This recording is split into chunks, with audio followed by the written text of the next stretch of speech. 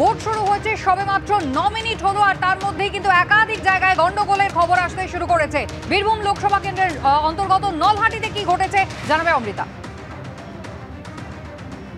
একেবারে নলহাটি এবং সেখানে যেটা জানা যাচ্ছে যে বিজেপি এজেন্টকে মারধর করা হয়েছে এমনটাই অভিযোগ। ভোট শুরু হয়েছে সকাল 7টা থেকে এবং তারপর থেকে একের পর এক অভিযোগ সামনে আসতে শুরু করেছে। আবির দত্ত সরাসরি কথা বলবো, আমাদের প্রতিনিধি রয়েছেন আমাদের সঙ্গে। আবির, ঠিক কি অভিযোগ উঠছে নলহাটিতে?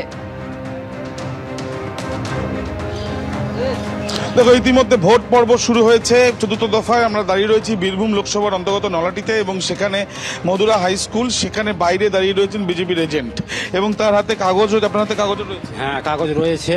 আমাকে বার করে দিল এই তৃণমূল বিপক্ষ পার্টিরা, আমাকে বার করে দিল। বার হয়ে আমি চলে এলাম। আমাকে ঢুকতে পারিনি। আমাকে বললো কি যে দুটো এই যেখানে আপনার আছে ভোট আছে সেখানে আপনি গিয়ে এজেন্ট হন। একটা বিষয় বলুন, এখানে সেন্ট্রাল ফোর্স দেখা যাচ্ছে, সেন্ট্রাল ফোর্স, পুলিশ, এরা কেউ আপনাকে ঢুকতে দেয়নি? আপনার কাছে তো কাগজ রয়েছে আপনার দলের তরফ থেকে, যেটা নির্বাচন কমিশনে জমা দেওয়া। হ্যাঁ, জমা দেওয়ার জন্য, কিন্তু পুলিশ কমিশনার কিছু বললো না। ওটা আমাকে ঢুকতে পারছি না। আমার নাম মতিফর রহমান। মতিফর রহমান বিজেপি এজেন্ট, তিনি কাগজ নিয়ে দাঁড়িয়ে রয়েছেন। এবার মধুরা হাই স্কুলের ছবিটা দেখাতে বলবো। দিব্যেন্দু সিংহকে, একদিকে সেন্ট্রাল ফোর্স ভোটারদের লাইন, আরেকদিকে এজেন্ট বাইরে রয়েছেন, এবং তাকেও ঢুকতে দেওয়া হয়নি, বাধা দেওয়া হয়েছে, তাকে বার করে দেওয়া হয়েছে। এমনকি তাকে বলা হয়েছে যে অন্য জায়গায় গিয়ে তিনি এজেন্ট হন, এবং সেই কথা বলার পরে এখনো পর্যন্ত এজেন্ট বাইরে, লম্বা লাইন ভোটারদের, এবং ভেতরে চলছে ভোট গ্রহণ প্রক্রিয়া। দেখা স্বভাবতই যে অভিযোগ উঠছে, সেই অভিযোগের পরিপ্রেক্ষিতে অভিযোগ অস্বীকার করছে তৃণমূল কংগ্রেস, এমনটাই কিন্তু জানা যাচ্ছে। ধন্যবাদ আবির। চতুর্থ দফার ভোট রয়েছে বহরমপুর, বোলপুর, বীরভূম, কৃষ্ণনগরে যেমন ভোট রয়েছে, তেমনি আসানসোল, বর্ধমান পূর্ব, বর্ধমান, দুর্গাপুর, রানাঘাটে আজ নির্বাচন। চতুর্থ দফায় 578 কোম্পানি কেন্দ্রীয় বাহিনী ও 148 কিউআরটি মোতায়েন করা হয়েছে। বীরভূমে 130 কোম্পানি কেন্দ্রীয় বাহিনী এবং সেই সঙ্গে 37টি কিউআরটি মোতায়েন করা হয়েছে। পূর্ব বর্ধমানে 152 কোম্পানি বাহিনী, সেই সঙ্গে 31টি কিউআরটি মোতায়েন করা হয়েছে। আসানসোল, দুর্গাপুর 88 কোম্পানি বাহিনী, 25 কিউআরটি।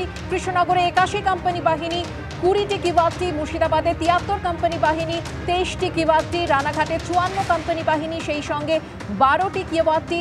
চতুর্থ দফায় এ নিয়ে 33,471 জন রাজ্য পুলিশও মোতায়েন রয়েছে।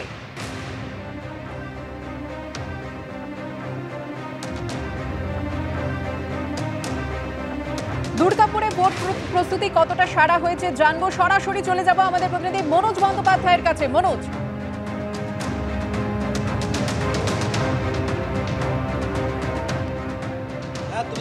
দেখো যে আমরা দাঁড়িয়ে রয়েছি দুর্গাপুরের বিদ্যাসাগর মডেল স্কুল।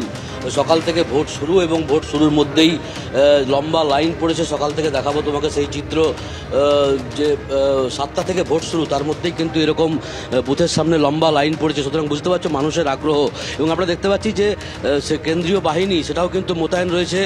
কেন্দ্রীয় বাহিনী যেরকম রয়েছে, রাজ্য পুলিশ বাইরে কিন্তু রয়েছে, এবং বুথের দরজার সামনে কিন্তু কেন্দ্রীয় বাহিনীও রয়েছে প্রত্যেকটা জায়গাতে দেখা যাচ্ছে। সেই এই যে স্কুল বিদ্যাসাগর মডেল স্কুল, সেখানে কিন্তু শেষ মুহূর্তের প্রস্তুতি চলছে। পোলিং এজেন্ট যারা, তারা ভেতরে ঢুকছেন। কিছুক্ষণ পরেই এখানে ভোট শুরু হবে।